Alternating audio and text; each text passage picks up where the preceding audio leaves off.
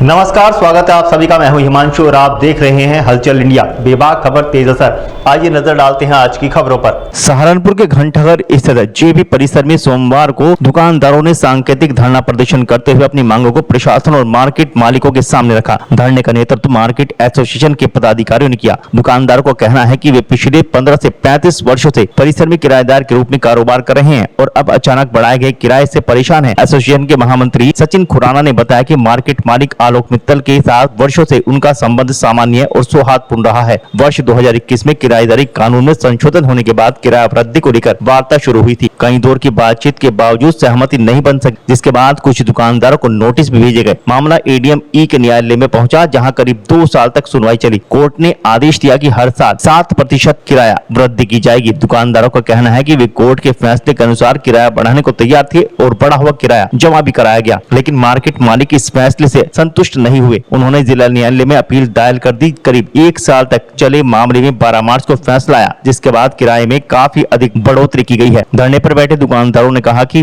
वर्षों पहले उन्होंने दुकानों के लिए पगड़ी के रूप में बड़ी रकम दी थी। अब कुछ व्यापारी दुकान खाली करने को तैयार हैं, लेकिन उन्हें उनकी पगड़ी की राशि बाजार मूल्य के अनुसार वापस नहीं दी जा रही। सर, हम जेपी कॉम्प्लेक्स के सदस्य हैं, जो कि 35 साल पुरानी मार्केट है। हम हमारे साथी हमारे प्रिय आलोक मित्तल जी इसके मालिक हैं। तो 35 साल से 32 साल से 30 साल से 25 साल से 15 साल से हम किराएदार हैं। तो हमारा सब कुछ सही चला आ रहा था। हमारे राजेश तनेजा जी हमारे प्रधान है और हमारी ये छोटी सी एसोसिएशन है मार्केट की, जिसका मैं महामंत्री हूँ। यहाँ हमारी बात सब कुछ हमारा सही तरीके से चला आ रहा था, कोई प्रॉब्लम मार्केट के अंदर नहीं थी। 2021 में कुछ कानून में संशोधन हुआ था। उस समय आलोक मित्तल जी जो मालिक है मार्केट के, उन्होंने बुलाकर हमारे प्रधान जी जो राजेश तनेजा जी हैं, उन पर बुलाकर ये बात कही थी कि नया एक्ट आ गया है, तो किराएदारी में कुछ संशोधन हुए हैं। कुछ हमने वार्ता की उनसे, तो हमारी वार्ताएं जितनी बार गई वो असफल रही। इस बीच उन्होंने हमारे पास कुछ लोगों को नोटिस भिजवा दिए। हमने उन नोटिस का जवाब दिया। एडीएम ई के यहाँ हमारा केस 2 साल चले प्रधान जी, 2 साल हमारा केस चलता रहा। आखिर में फैसला आ गया जो एक्ट के अंदर था कि हर साल 7% किराया बढ़कर बढ़ोतरी की जाएगी, जबकि हमारा हर 5 साल बाद जो हमारा मालिक से तय था 25% हर 5 साल बाद उन्हें बढ़ता चला आ रहा था। हमारी कोई प्रॉब्लम नहीं थी, मालिक को हमसे और हम उनसे। आज भी कोई प्रॉब्लम नहीं है हमारी, वो इनसे हमारी कोई लड़ाई झगड़ा नहीं है। तो जब हमारी वार्ता असफल हुई, असफल होने के बाद उन्होंने मैं नोटिस भिजवा दिए। एडीएम ई के यहाँ 2 साल केस चला। केस का जो फैसला आता है वो आ गया कि आप 7% इनको बढ़ाकर किराया देंगे। तो आलोक मित्तल जी इस फैसले से संतुष्ट नहीं हुए, जबकि कानून के अंदर एक्ट के अंदर यही था कि 7% किराया हर साल बढ़ेगा। हम बढ़ाने के लिए तैयार थे और हमने बढ़ाकर जमा भी करवा दिया। वो संतुष्ट नहीं हुए। इस बात से संतुष्ट ना होने के बाद उन्होंने पुनः डिस्ट्रिक्ट जज गया। डिस्ट्रिक्ट जज के यहाँ उस केस के खिलाफ अपील की। अपील करने के बाद वो हमारा 1 साल करीब 1 साल तक केस चला। 12 मार्च को हमारा जजमेंट आ गया।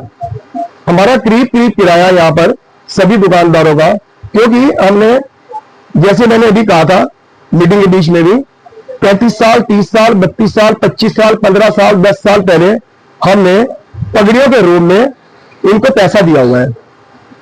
तो अब ये देखो हमारा कुछ बीच की बातें हैं वो मैं मीडिया के साथ। तो फिर बात हुई हमारी जजमेंट आने के बाद। हमारे डिस्ट्रिक्ट जज के यहाँ से 12 मार्च को जजमेंट आ गया। उन्होंने हमारा कुछ बढ़ोतरी करके, कुछ नहीं काफी बढ़ोतरी करके वो किराया, तो हमने आपस में अपने मेंबर्स से बातचीत की। तो हमारे मेंबर बातचीत कुछ लोग देखो हर जगह हर तरह के लोग होंगे।